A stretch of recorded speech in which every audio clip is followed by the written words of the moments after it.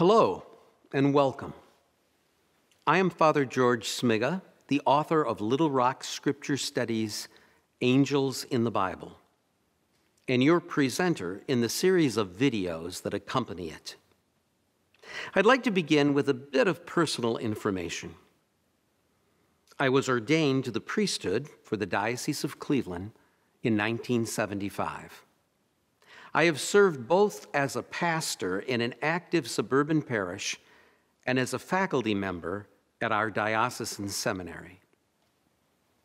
In addition to my teaching responsibilities, I now serve as senior parochial vicar at a local parish that is appropriately called Holy Angels.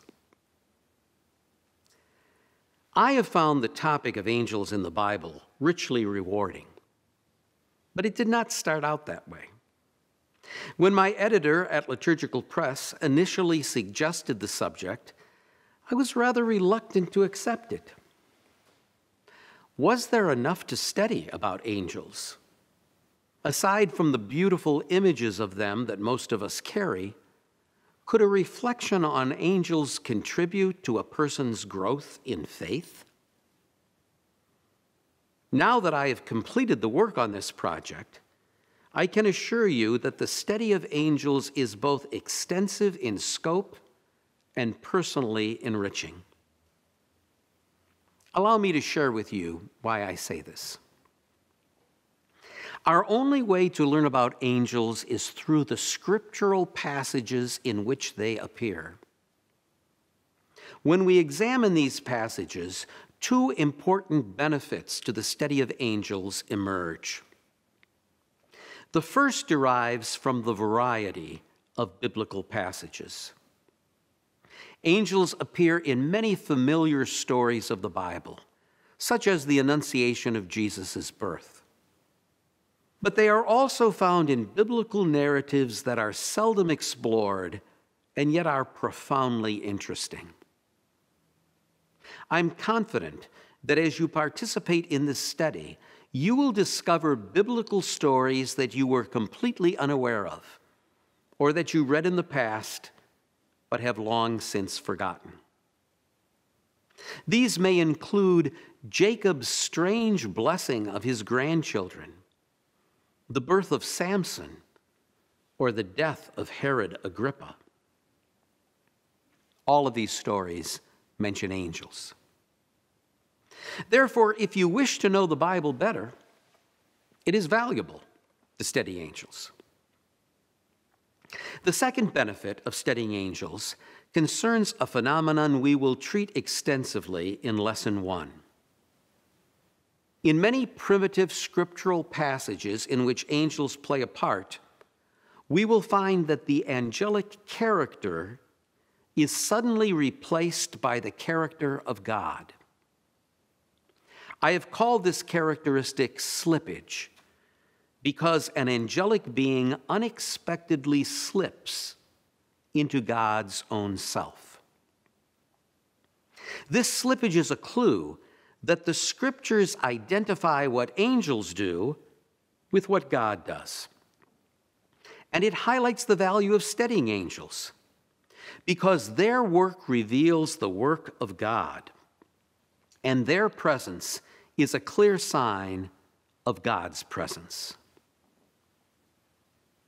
A study of angels, then, tells us something about God and God's relationship to us. Now, we will use the various functions angels perform to serve as a way to organize our study of them. Lessons 2 through 6 will discuss 5 ministries of angels. Lesson 2 is entitled, Worshiping the Holy, Angels Before God's Throne. It emphasizes that the fundamental and most important work of angels is to adore God. In this lesson, we will discuss the 2 great throne room scenes of the Old Testament, in Ezekiel 1 and Isaiah 6. These will allow us to trace the origin of 2 kinds of angels: the cherubim, and the seraphim. The next 4 lessons examine angelic ministries that relate more directly to us.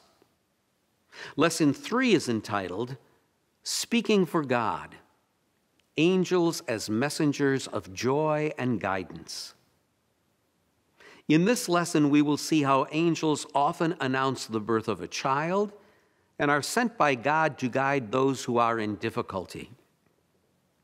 The great personages who will benefit from angelic guidance will include Abraham, Balaam, and the Apostle Peter.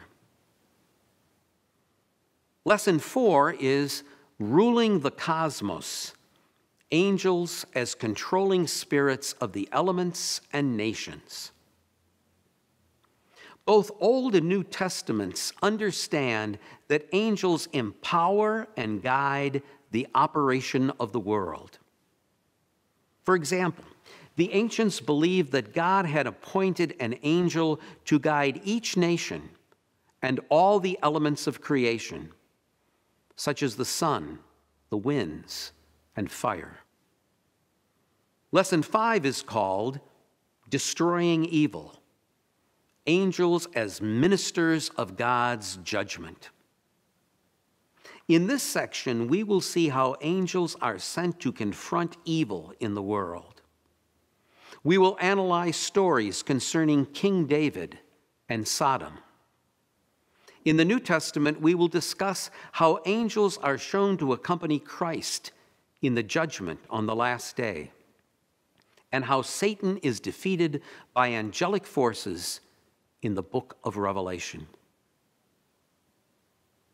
The title of the last lesson of this study is Protecting God's Own, Guardian Angels. It will discuss angels' mission to protect us from harm. We will see how an angel is sent to protect Jacob, Elijah, and Daniel.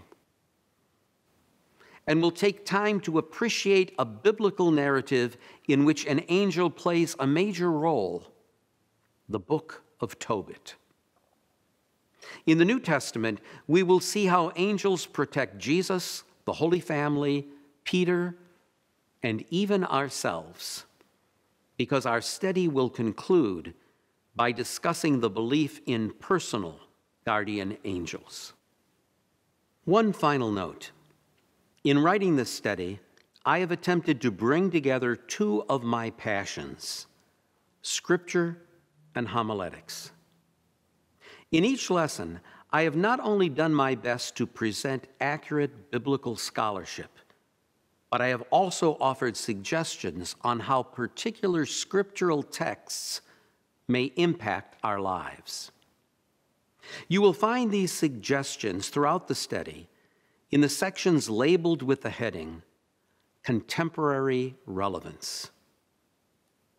I've written these sections because I'm interested not only in what the biblical text meant to their original authors, but what they can mean for each one of us. Now, of course, my ideas do not presume to exhaust the meaning of the biblical stories, but only to provide a beginning to your personal reflection and prayer. I look forward to your feedback on whether this approach proves helpful to you. I do hope that you join me in this journey through biblical passages concerning angels. I believe it will be informative and enjoyable, but also important. Because, as I will discuss in Lesson 1, studying angels is studying God.